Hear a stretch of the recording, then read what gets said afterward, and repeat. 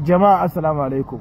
Sunana SP Abdullahi Haruna Kiyawa, jami'in hulɗa da jama'a na rinnin sana'ar jihar Kano. Waɗannan matasa da kuke gani, wato akwai kisan kai da aka yi a unguwar Gaida 'yan kusa, wanda kisan kai ne kisan gilla, wanda kuma mai girma kwamishinan 'yan sanda na jihar Kano CP Salman Dogo Garba, wanda al'ummar wannan jihar suka yi wa lakabi da dogon aiki, ya ba da umarnin cewa mu ja hankalin al'umma domin suna kula da waɗannan abubuwa ana kiyayewa. Duk wanda ya ce ka zo wani guri ka same shi, maganar siyan fili, maganar mu'amala ta kuɗi, ka tabbatar ka je da wani yawa shakikinka wanda ba za a cuce ka tare da shi ba, saboda yanzu a abubuwan ne sai ana kula sosai ana kiyayewa.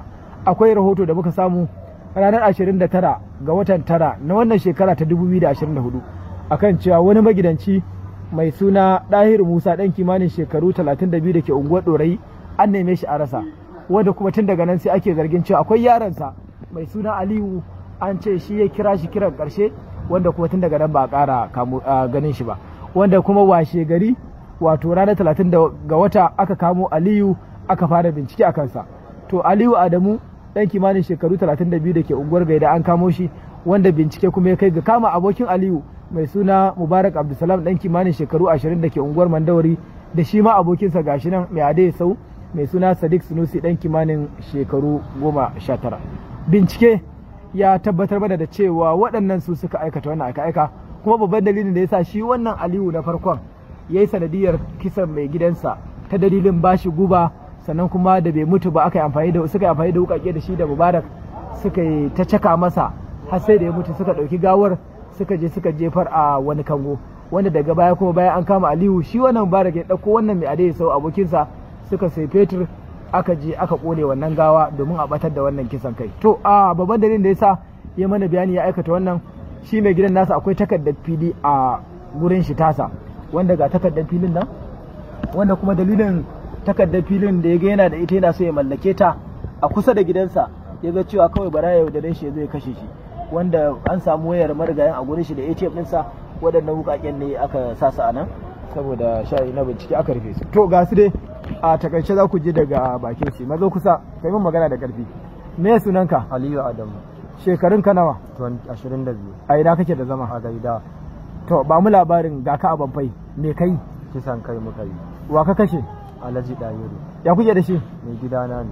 Me kai ka ga yin kisan ka? Wallahi san zuciya. Na? San zuciya ne akan takardar fili. Takardar fili? Eh. A ina filin yake? A can Gaida. Nawaye? Na sani. To kai kuma me dalilin kisan ka? San zuciya wallahi. To ba mu labari ya aka yi kisan kai din? Mai waya ne za mu haɗu da shi daman a ranar, sai ce mun je za mu haɗu, muka tafi da shi Gaida gidana, da ni da na tafi da shi gidana. To kafin mu tafi gidan mun haɗu da Mubarak, na gaya mai tuntun ya san. Wayan Mubarak? Shi wannan. Ya san abin da za a yi, na bashi kuɗin mota, daga nan ya siyo guba ya taho da ita a gidana, muka bawa shi Alhaji Dahiru a cikin abinci, to ya ci ya fara ciwon ciki, daga nan muka ga bai mutu ba, ni da Mubarak muka ɗauko wuka muka caccaka mai har sai da muka ga ya. Ina wukaken? Na suna. To daga nan kuma fa? Daga nan bacin ya mutu muka nanaɗe shi a leda da buhu, muka cilla shi bayan gida muka ajiye shi. Suna? Mubarak Abdulsalam. Da ƙarfi. Suna? Mubarak Abdulsalam. Shekaru? 20. Unguwa? Mandawari. Ka ji abin da ya faɗa? Ina ji. Haka dai ko ba haka bane? Haka ne. To kai kuma wace rawa ka taka Tabbas. bayan an kama Aliyu? Ya kira mu a waya, mun je ni da abokina mun kona shi. Da kai da kuka kona shi, ba ku kona? Gawar da aka shi. Da kai da kuka kona? Ni da Abubakar. Ina yake? Gashi nan. Da me aka amfani wajen kona gawar? Da fetur. Na? Da fetur. To me dalilin kona gawar? Shi ya kira mu ya ce mu kona. Suna? Sadiq Sunusi. Shekaru? 19. Unguwa? Mandawari. Sana'a? Dan sau. Wannan waya kusa da kai? Mubarak ne. Ya kuke da shi? Abokina ne. Me ya haɗa ku abokantaka? Me sana'arsa? Dan sau yake gaishe. To kai wani gudunmawa ka bayar? Mai gudunmawar da na bayani na kai Mubarak ya kona shi. Da me ya kona shi? Da fetur ya kona shi. Ka ji bayanan da ya faɗa kanka akan cewa ka riga ka san duk da wannan shirin? Na sani. Kamar yadda ku gani yanzu haka dai zan ce kusan binciken ma ya kammala, kuma ana kammala za mu gurfanar da su a gaban kotu kamar yadda doka ta tanada. Muna amfani da wannan dama biyu godiya ga al'umma na adoyin da kuke yi. Tabbas a jihar Kano zai wahala kaga irin aikata aiki irin wannan kaga mutum bai zo hannu ba.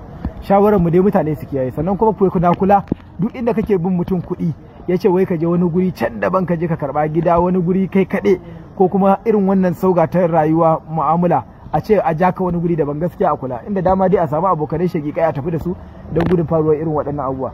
To ga dan uwan wanda abin ya faru da shi za mu ji ya kaji da wannan abu ya faru da dan uwanka. Gaskiya na ji ba daɗi fiye da yadda ake tunani. Na ji ba daɗi sosai. Me kuke bukata? Muna so a bi mana haƙƙinmu. Ya kaji da bayanan da suka yi da kuma kai kanka abin da ka gani ido da ido? Gaskiya ina jin ban san da yadda zan musulta abin da nake ji ba.